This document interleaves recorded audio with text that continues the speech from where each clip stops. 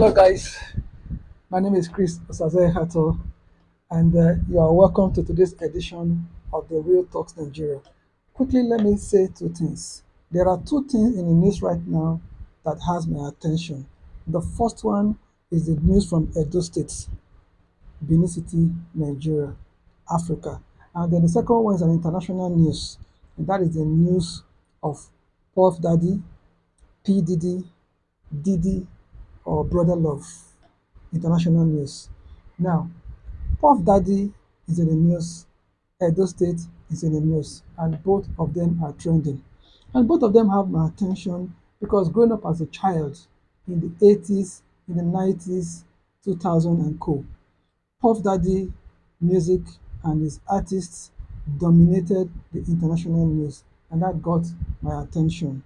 All right. And Edo State, I did my primary school in Edo State. I did part of my secondary school in Edo State, the other part of my secondary school in Lagos State, and then, of course, my tertiary university education. I did it in the University of Benin. Now, I'm from Edo State. I'm growing up in Edo State. I've done a video on that before where I talked about not having, you know, bridges and skyscrapers as we have here in Lagos. If you look at Edo State, you begin to wonder, what is the problem of Edo State? Is Edo State in prison, in jail, or incarcerated? What is the challenge of Edo people?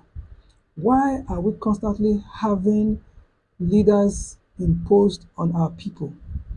Why is it difficult for our people to elect their choice?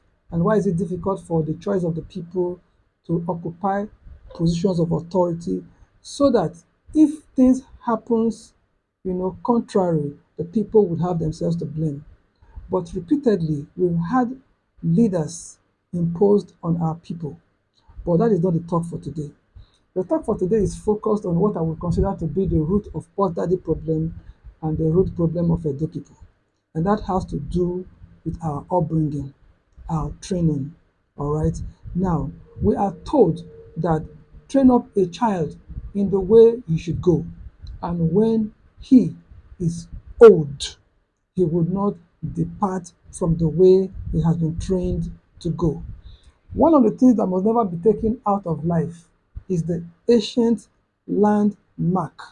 The landmark was put in place, set by our ancestors, by our fathers, not by us. There are cultural values, there are values that make for societal development that must never be removed. If not, you find yourself in jail like Puff Daddy, or you find yourself in Wahala like Edo State. Puff Daddy will lose billions, no doubt about it. But Edo State have been losing billions. We're already used to it. But what is it that we're going to lose? We are going to lose our peace. Why? The Bible said, pray for the peace of Edo and Edo people and Edo land, because the peace of that state determines your own peace. Pray, walk towards the peace of the Edo people. Pursue after the peace of the people. If we are able to do that, we will be able to come out of our problems. But no matter what happens, we must remember one thing. It is the responsibility of every father, every mother, every school, every government, and every society to train our young ones in the way they should go. If we use illegitimate means to get to power, can we sustain power by illegitimate means? That's for you to answer. Okay.